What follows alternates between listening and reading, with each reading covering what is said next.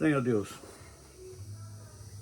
nessa manhã, mais um estudo nós pretendemos, Senhor, fazer nesta manhã, meditando no Gênesis, dando mais uma observada mais profunda sobre esse livro que conta tantas histórias que nos elevam a uma espiritualidade maior. E nesta manhã queremos, Senhor, que o Senhor possa estar nos abençoando e nos dando, Senhor, entendimento para falar deste assunto, no nome de Jesus. Amém.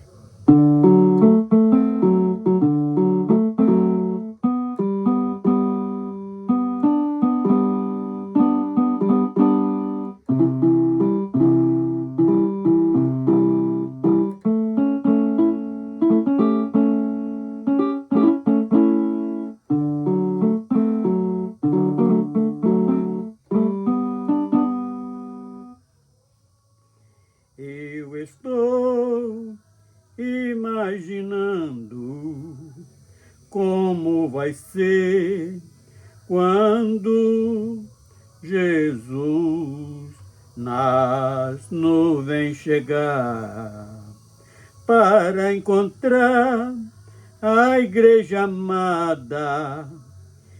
Este mundo como vai ficar?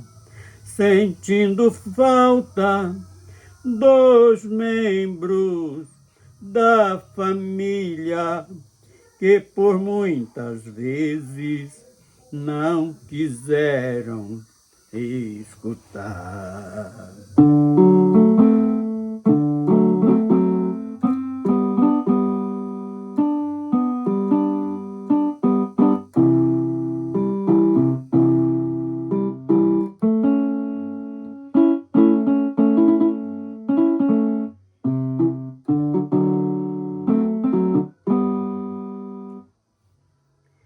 Este é um dos motivos porque eu continuo anunciando este evangelho com o objetivo de alcançar almas para o reino de Deus. Para este dia abreviar, eu estou querendo lá nas nuvens com Jesus encontrar.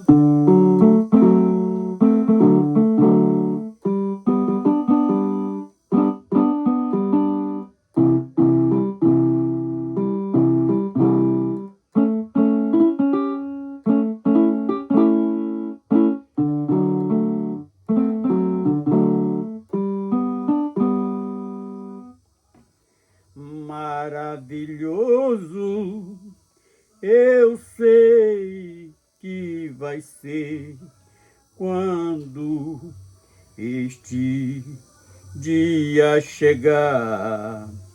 Todos os santos sem asas vai voar para encontrar o nosso Redentor. E vamos adorar, e lá na glória para sempre vamos estar. O nosso Redentor, e vamos adorar lá na glória para sempre vamos estar.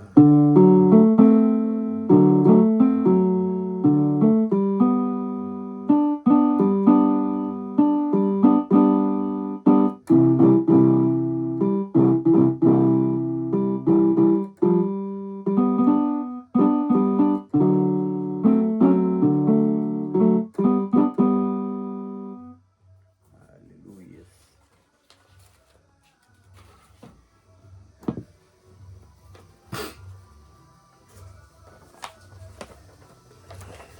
Então vamos dar início só meditando um pouco no livro de Gênesis, uma nova visão sobre o livro do Gênesis. No capítulo 1,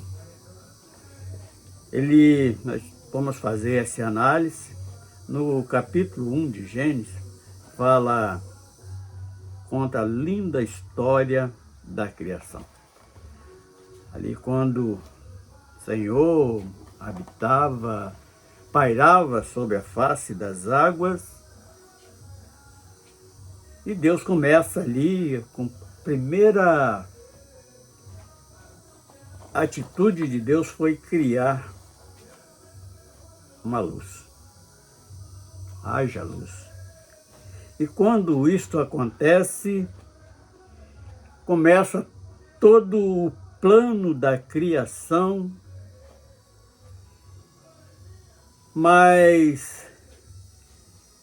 e no capítulo 2 do Gênesis, é a formação do Jardim do Éden.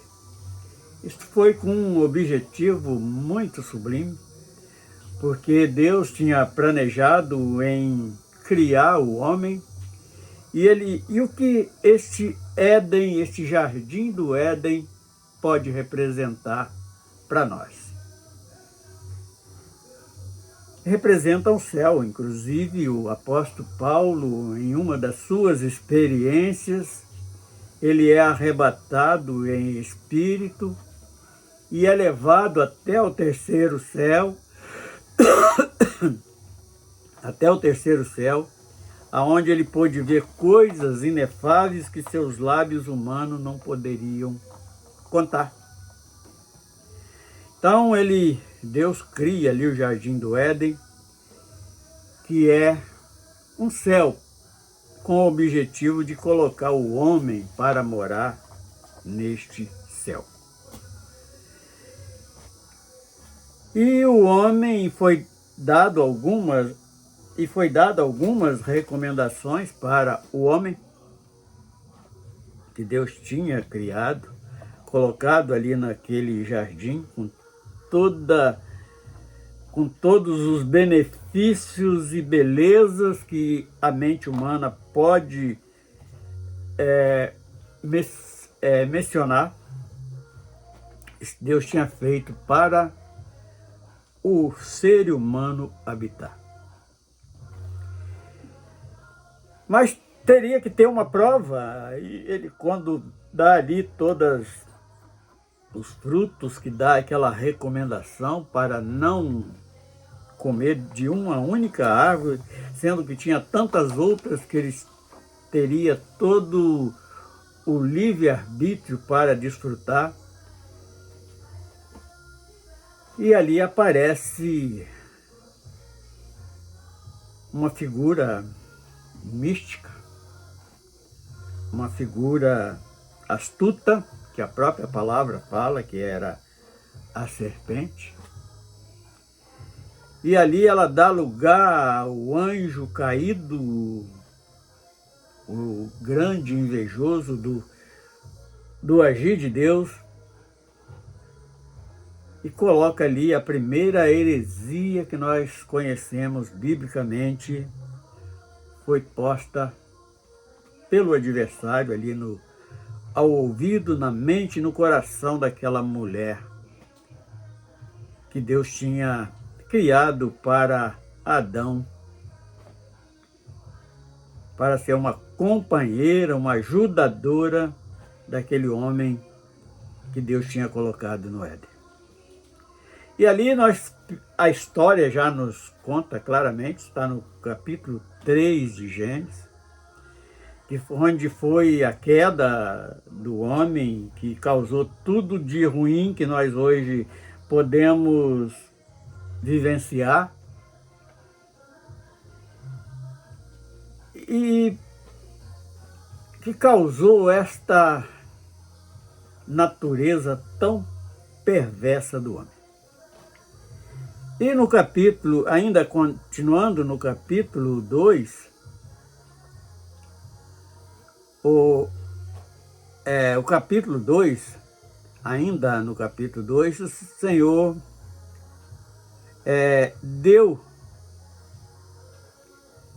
Deus criou a companheira do homem que nós acabamos de falar. Ele arranca uma das costelas de Adão, ali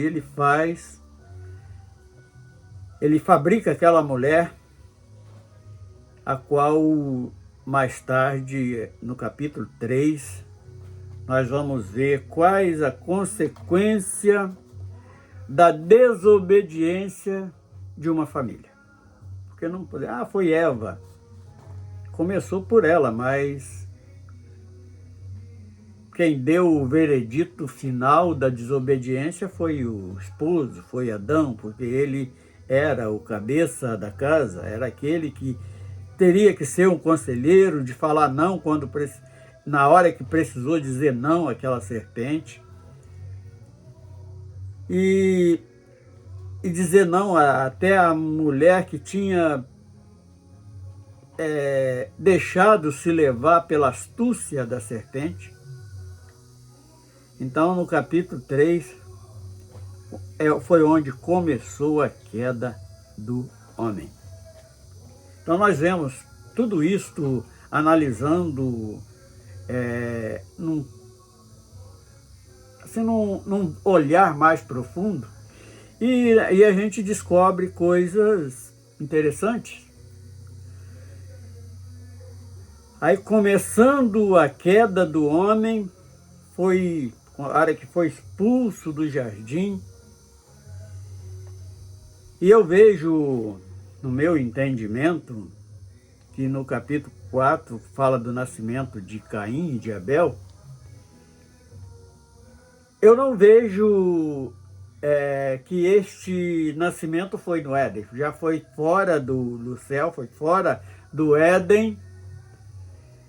E ali é onde cada um daqueles dois homens, dois varões, eles têm um olhar diferente para o seu dia a dia. Um foi ser criador de ovelhas, que no caso de Abel, e Caim, um lavrador da terra. E nesse fato ali, quando houve ali um despertar daqueles dois varões, no caso de Abel e Caim, ou Caim e Abel, ali um oferece do fruto da terra e o outro oferece do seu rebanho, uma das ovelhas, um dos seus cordeiros, um carneiro, filhotinho de carneiro. E ali Deus observou aquelas duas ofertas que estavam sendo ofertadas a ele. E como Deus é aquele que conhece tudo, a intenção do coração de cada um. E além disto, dentro daquelas duas ofertas, tinha um que era profético, que apontava para o Cordeiro de Deus, que tirava o pecado do mundo. E Deus agrada daquela oferta porque tinha um sentido espiritual mais elevado do que aquele que está preso nas coisas terrenas, nos frutos da terra. Então eu vejo por este ângulo que aonde foi que Deus agradou mais da oferta de Abel do que da oferta de Caim. E continuando ainda no capítulo 3,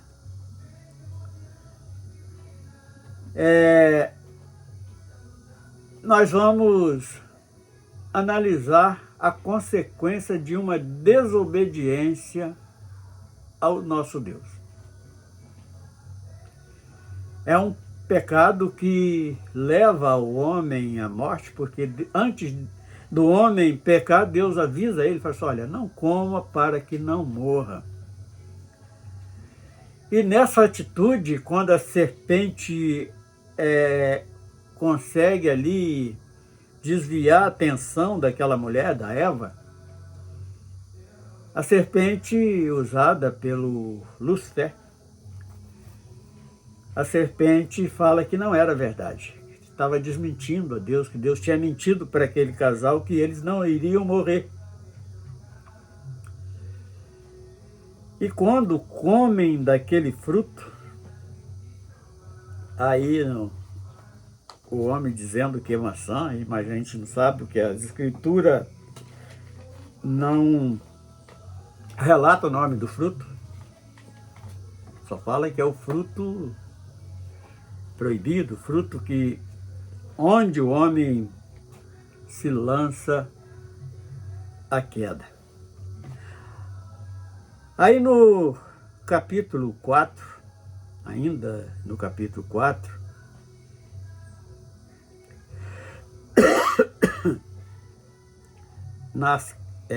nasceu Caim e Abel, e ainda no capítulo 4, ali acontece o primeiro homicídio. E neste primeiro homicídio ali houve uma reviravolta, tristeza para aquela família, e onde Caim é arrogante quando Deus vai fazer essa cobrança, perguntar a ele pelo irmão. Ele fala, eu não sei, eu por acaso sou algum cuidador do meu irmão? Então vê aqui a arrogância do homem não se rendendo àquele que é superior a ele. Aí ele é astuto também, porque ele estava ali no espírito do adversário. Agora para onde eu for, vou ter que ser vingado. Aí Deus fala, não vai ser vingado. Eu vou te botar uma marca para aquele que te procurar a tua morte, vai ser castigado 7 vezes mais. Aí vem logo em seguida, ainda no capítulo 4, o nascimento de Sete, o qual teve um instrumento de alegria para aquela família de novo, inclusive aquela mãe que tinha perdido um dos seus filhos. E a partir de Sete começa uma nova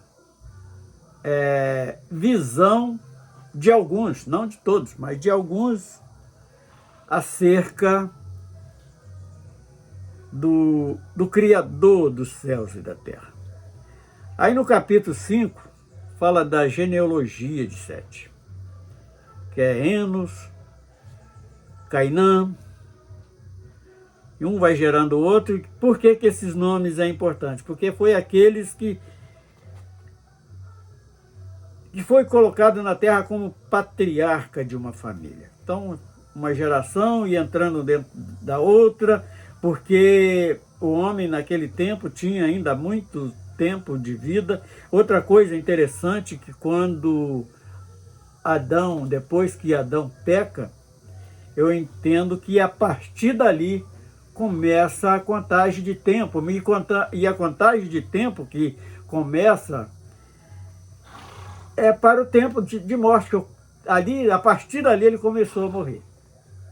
Então, quando eu falei que era uma nova visão sobre o livro de Gênesis, é isso, porque a Bíblia não relata quanto tempo Adão viveu na eternidade, fora do pecado, porque o que levou a morte, o homem à morte, foi a desobediência, o pecado.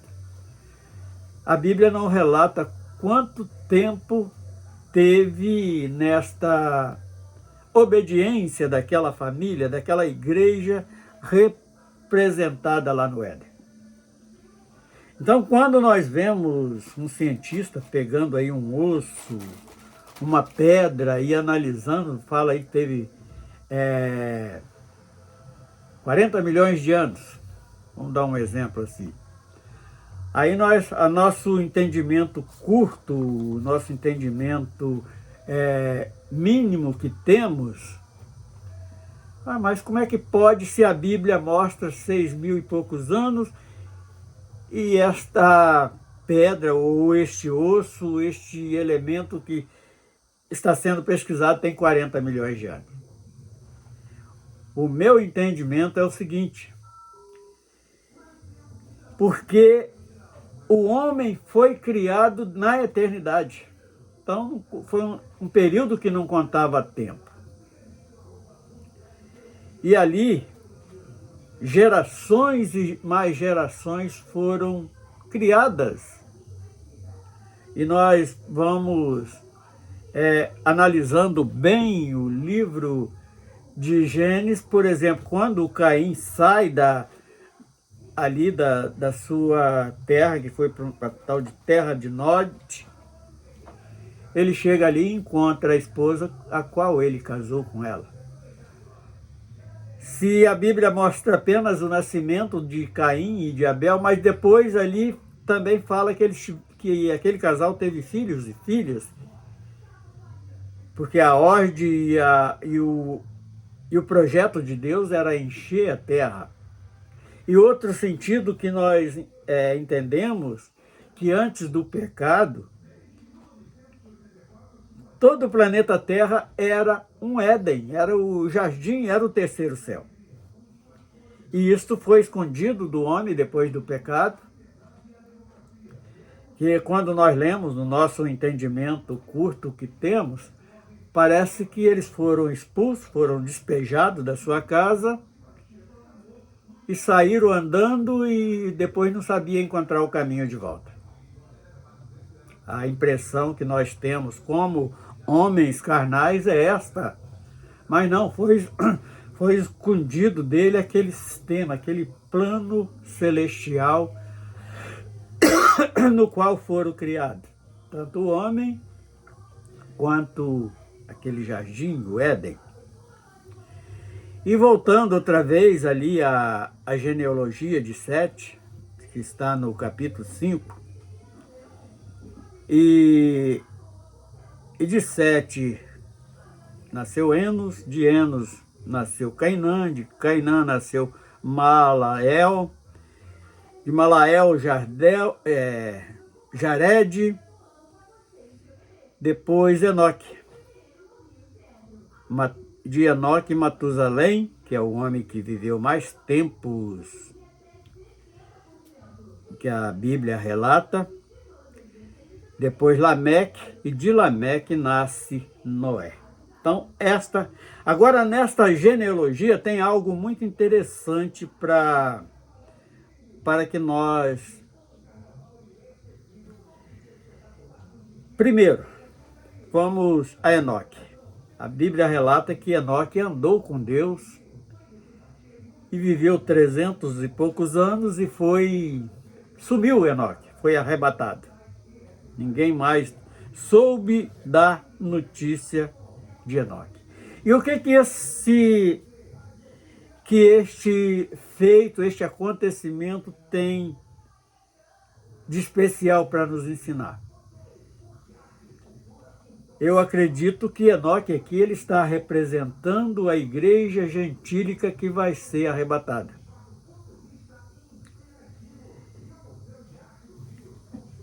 Porque foi o primeiro arrebatamento, assim como Elias representa o povo da promessa. O meu entendimento é este. Agora aqui dentro da genealogia tem um elemento por nome Jabal. E o que de especial que aconteceu com este Jabal, este cidadão por nome Jabal? A Bíblia relata que ele era um perito em instrumentos de música. Então foi o criador da música, que nos dá uma consciência bem diferente daquilo que nós imaginamos dentro da nossa pequenez, da nossa falta de entendimento. Porque era um povo já de mentalidade muito avançada, que o homem, às vezes, faz um comparativo. Poxa, aquele povo daquela época era um povo que não tinha conhecimento de nada. Não, mas aqui, através de dois personagens que eu separei aqui desta genealogia, mostra algo bem diferente. Primeiro deles, Jabal, que foi um músico, ele foi um perito em instrumentos musicais. E o segundo deles é Tubal-Caim. Ele era mestre em metalização. Ele foi o percussor principal da extração dos minérios,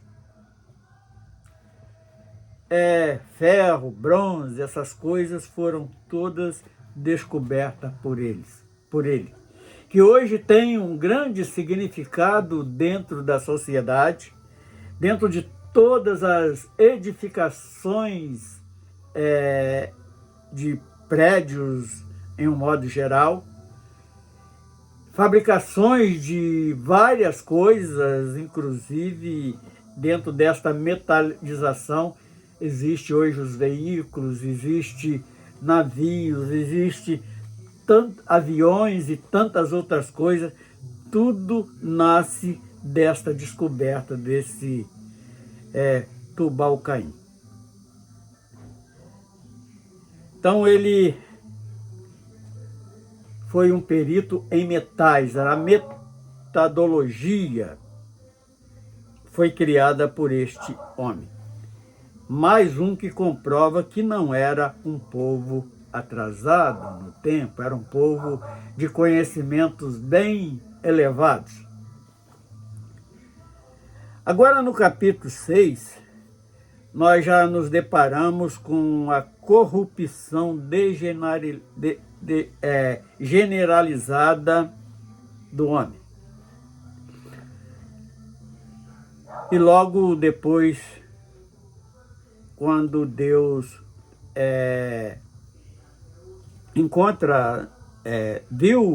achou graça na atitude de Noé e faz um pacto com Noé.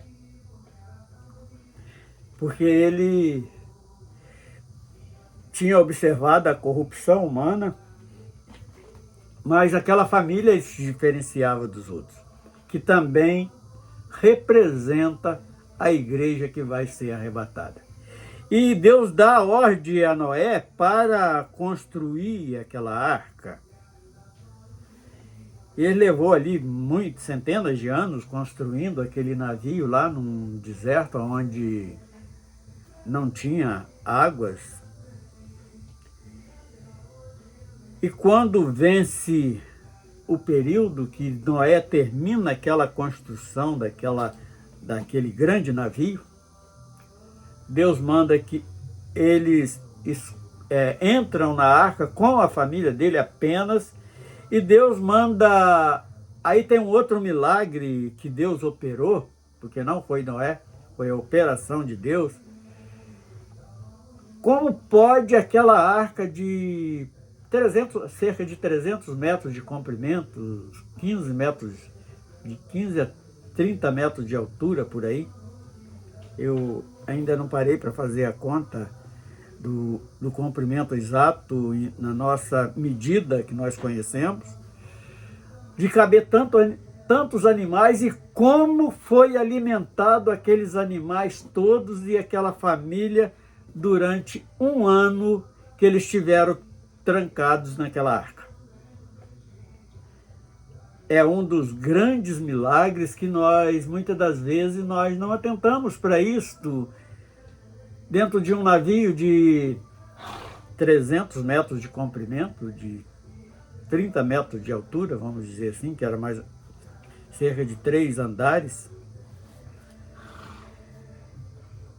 E como foi que que aqueles animais todos, animais gigantes que nós conhecemos, que foram preservados ali, por exemplo, um leão, um elefante, uma vaca, um cavalo, são animais que comem muitos, se alimentam de vegetais, e como dentro de um navio poderia ter vegetais por tanto tempo para alimentar animais desse porte por tanto tempo. Tudo está embutido dentro da multiplicação que Jesus operou no meio dos homens. Eu ainda costumo dizer que este milagre da multiplicação dos pães e dos peixes é um milagre que dura até hoje e vai durar até o arrebatamento. É como aquele maná que caiu no deserto quando Moisés estava transportando o povo vindo da escravidão lá do Egito. Que Deus alimenta aquele povo no deserto por tanto tempo, por 40 anos. Então, este assunto da arca é um elemento que nós devemos estar observando e analisando bem. Então, primeiro que nos chamou a atenção foi o arrebatamento de Enoque. Segundo lugar, a descoberta da música. E em terceiro lugar, a descoberta de todos os metais que foram descobertos lá naquele tempo, que não tinham tantos recursos, estudos como hoje, que nós, na nossa razão, nós acreditamos nisto, mas vemos que não tinha o povo já bem evoluído naquele tempo. E na corrupção, fala do dilúvio, que Deus ali decreta. Aí no capítulo 7, fala da entrada de Noé com a sua família na arca, que é também onde começa o dilúvio. Fala profeticamente no arrebatamento da igreja. Quando entra ali, e pela multidão que já existia naquele tempo, e apenas 8 pessoas entram naquela arca para ser salva do dilúvio. Aí vem o capítulo 8, fala depois de 6 meses, onde Noé vê que as águas tinham abaixado, as águas do dilúvio tinham abaixado um pouco, eles ali naquela embarcação, presos ali, ele não sabia o que estava acontecendo ao redor. Fala que Noé solta um corvo. E esse corvo não volta. Porque há muitos que dizem que eles foram comer das carnes podres que estava ali, espalhada na face da terra. Aí depois do corvo, Noé não acredita muito ainda, ele solta uma pomba. A pomba voa, vai lá, faz uma volta e traz um galinho e volta. Aí ele viu que não tinha ainda lugar para que pisasse na terra. Aí Noé solta a pomba de novo, ela vai e volta com um raminho no bico, uma videira no bico. Aí depois Noé torna a soltar a pomba outra vez, ela vai e fica porque encontrou lugar para pousar na terra. E No capítulo 8, as águas do dilúvio, e fala da soltura dos animais, do corvo, da pomba. Aí já no capítulo 9, Deus faz um pacto com Noé.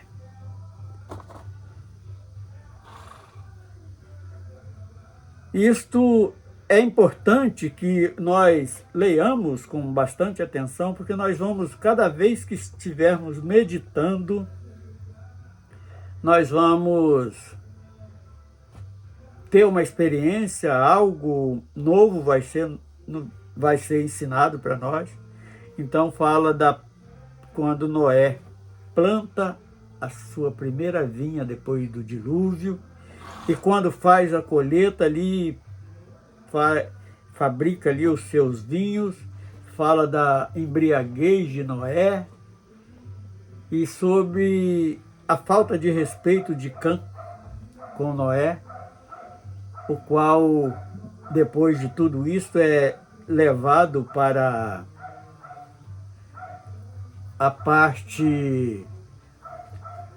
uma parte da terra, que fala que era parte da África, e qual também tinha um sinal que a Bíblia não relata. Alguns dizem que foi a pele dele que se escureceu, mas a Bíblia não fala a respeito. E voltando ainda lá no capítulo 6 de Gênesis, tem um detalhe muito interessante, que ali fala na corrupção do homem na face da terra. E alguns intérpretes disto, quando a Bíblia relata que os filhos de Deus se entraram à filha dos homens e nasceram ali os gigantes, nefilins. Mas é algo que nós não podemos acreditar. Aonde tem esta ideia escrita é até um dos livros apócrifos que foi cortado do cânon, que é o livro de Enoque. E para discordar desta ideia que aqueles filhos dos homens não era filha de demônios, era filha, a Bíblia relata que era filha dos homens. Então nós entendemos assim, era, por exemplo, Sete foi um separado, Noé foi um separado. Então sai um desses dois e vai lá e casa com uma filha de um camarada idólatra que servem a outros deuses que não é Deus, que não tem poder. E a partir daquela união daqueles filhos de Deus, que a Bíblia relata, não fala que é anjo, fala que é filho dos homens, filhos dos homens. Filhos de Deus, fala que é anjo. E para discordar disto, nós temos Mateus 22, 30, melhor está lendo do 25 ao 30, fala que anjo não casa. É algo que traz uma contradição no que muita gente interpretam que aqueles nefilins eram meio anjo e meio humanos. Só fala que eram homens, a Bíblia relata que eram homens valentes, homens de guerra, mas não fala que eram seres meio anjo e meio homem. E o próprio Jesus, no capítulo 22, 30, ele diz que lá na glória, lá no céu, não se casa e nem se dá em casamento. São como os anjos. Então é algo que vem discordar desta colocação que fazem a respeito deste passado que tem no Gênesis capítulo 6. E ainda, para terminarmos hoje, o capítulo 10. fala dos descendentes de Noé, Caim, Cã e Jafé, os filhos de Jafé, que é Gomer e Magog, Madai e Javã, Tubal e Meseque e Tiras. Então, esta foi a primeira parte que nós analisamos do livro de Gênesis. E vamos trazer também a segunda parte, falando um pouco sobre estas gerações dos filhos, dessa geração de Noé, o que trouxeram a benefício do mundo, dos homens, e o que fizeram de corrupção também dos gêneros humanos. Nós acreditamos que hoje também a corrupção está tão elevada quanto naquela primeira civilização. E nós vamos analisando tudo isto no livro do Gênesis, lhe tirando alguns textos que nos revela algo que muitas das vezes nós deixamos passar por despercebido. De hoje nós tiramos 3 passagens muito importantes. Aliás, 4, porque tem esse último detalhe que nós falamos. Primeiro, a descoberta da música. Não, primeiro, o arrebatamento de Enoque, que foi algo para nós meditarmos. Segundo, descoberta da música. Terceiro, a descoberta da metodologia de metais. E quarto, esta controvérsia de anjos ter tido filho com filhas dos homens. Que é algo que o próprio Jesus, neste versículo, no capítulo 22, no verso 30, ele discorda desta narrativa. Seu Deus, nós louvamos o teu nome, te bendizemos, porque mais uma vez podemos meditar na tua palavra e alcançar esclarecimentos acerca daquilo que é notório, daquilo que soma para o nosso estar neste mundo e nos chamando a atenção para o reino dos céus, porque todos aqueles que viram para a caminhada para a eternidade, existe algo de supremo, de magnífico na sua vida. Nós assim nos adoramos no nome de Jesus. Amém.